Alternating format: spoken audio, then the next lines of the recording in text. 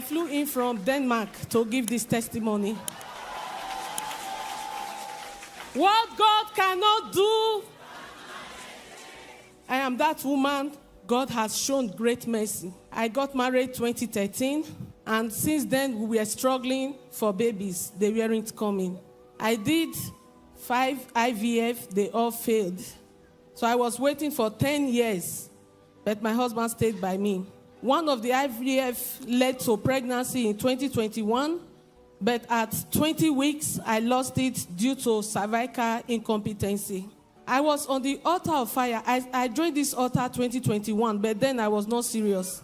So fast forward to 2022 November, I started the 6th process of IVF. What discouraged me from that IVF was, after bringing out all the embryos, they brought 16, and only one was viable. The rest 15 were bad. And then it got done on me, like, why will I be servicing negativity with my tears, with my money, with everything in me when I'm on this altar? And then we were approached. So I abandoned the one embryo. I refused to transfer it. I said, let me give Roy 3 months of this 2023. Let me see if he's going to answer me. Then Pastor Jerry said, we should dress the way we want to be addressed in 2023. And we should download pictures and videos of what we wanted. So I downloaded pictures of pregnancy. I downloaded scanned babies. And also I put clothes around my tummy, and I make pictures behind the Christmas tree. So during that night of crossover, I am a burning and shiny light. I was there praying with the pictures. I didn't go anywhere. And all through the 3 months I gave God, if they say sit, I sit, stand, I stand, everything they say do, I was doing. I was taking communion. Fast forward to February 28th. On that day, I was at the doctor's appointment because I had ovarian cyst due to the IVF procedures I did. So they were monitoring the cyst. Then, as I was there, I was listening to the NSPPD prayer. Pastor Jerry said, women seeking for the fruit of the womb, carry your babies. Angels are giving out babies. Who is looking for the fruit of the womb? I see babies everywhere. I see smiling babies. Angels are carrying babies. Angels are carrying babies. 10 years, 7 years, 8 years, 15 years. Take your babies. Take your babies. So I claimed my baby right there, and I said, the next time I will come to this office, it will not be to check my cyst, but it's to check pregnancy. I said that prayer casually, but God helped me. So I went home, and then a day to the day I wrote down, March 31st, because that was my date. I remember then I bought the pregnancy test kit. I bought the cheapest one because I wasn't expecting anything. I did the test, and I left it at the bathroom sink. I went back for my prayers to continue. As I was on my way to pick my communion, I decided to trash the kit. Then I saw 2 lines. So I went back and checked again. There were 2 lines. I did other tests. It was confirmed I was pregnant. When I called my doctor, they said it can't be. Until you transfer that one embryo, you are not pregnant. I said, but I am pregnant. So they didn't take me serious. When one nurse that finally took me, she did test and confirmed that I was pregnant. But 10 weeks into the pregnancy, I started bleeding, and I bled through all the pregnancies. But Error kept me. My doctor said, bleeding in pregnancy is abnormal, so you are going through a miscarriage. So they didn't take me serious. But then the baby was there. I was still growing. They were checking my HCG, and it kept increasing. That was when they knew, okay, this baby is still there. Then fast forward to 18 weeks, I was diagnosed of cervical incompetency again. Then I have to undergo sacrilege to keep the baby. And all this while, I was like, not again. I have done IVF. I have had stillbirth. Why am I still going through this?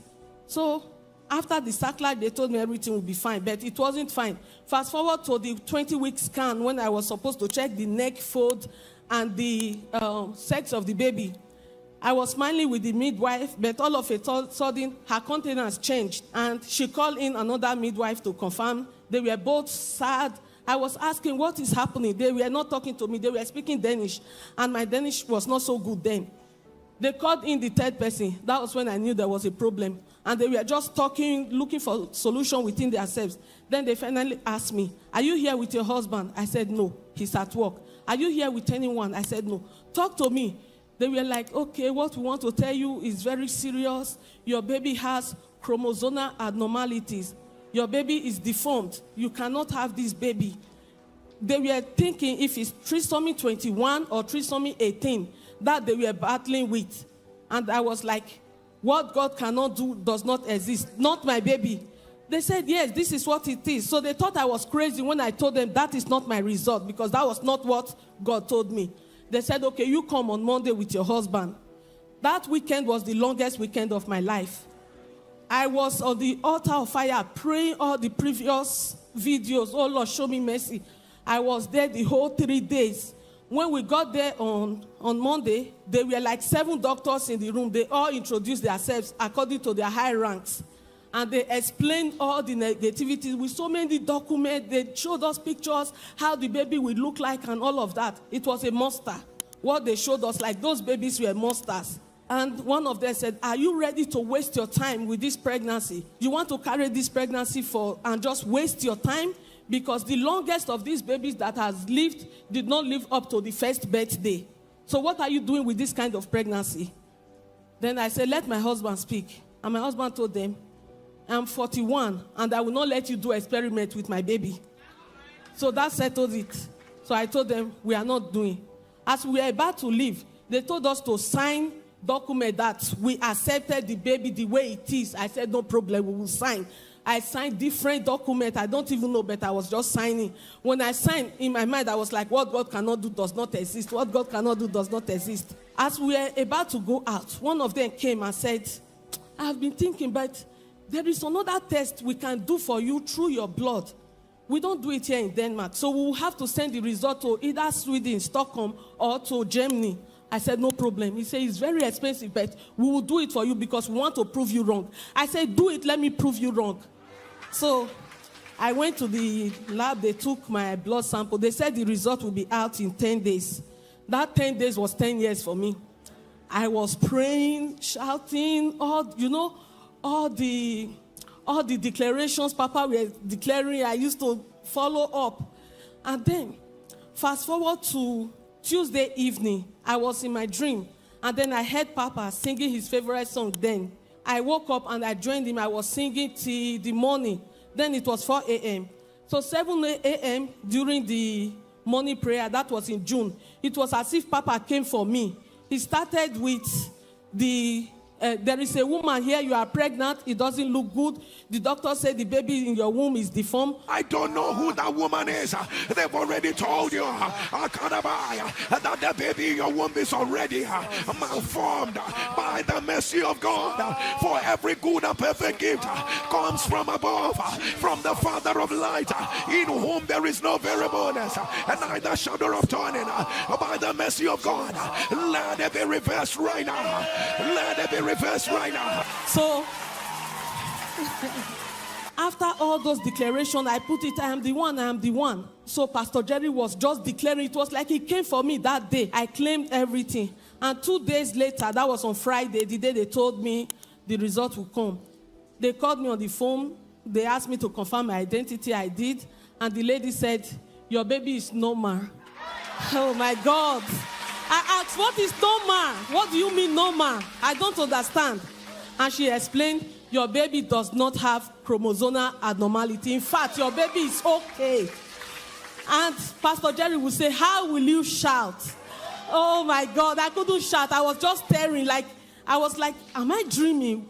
As I was like, okay, because I still didn't get it. And then she asked, do you want to know the sex of the baby? I said, yes. And she said, it's a boy. Oh, that was when my brain opened. And I started shouting, Roy, what God cannot do does not exist. So fast forward to when I gave birth to my baby. He came out perfectly. Delivery was short. Nothing happened. Nothing missing. Nothing broken. This is my evidence. This is the baby they said I'm wasting my time with. There is my baby, my Roy baby. So the doctor said, Jessica, your baby is a miracle. God really answered prayer. Papa, see your baby, see your NSPPD baby. What God cannot do, we they pray. NSPPD, celebrate our God. Celebrate. Celebrate.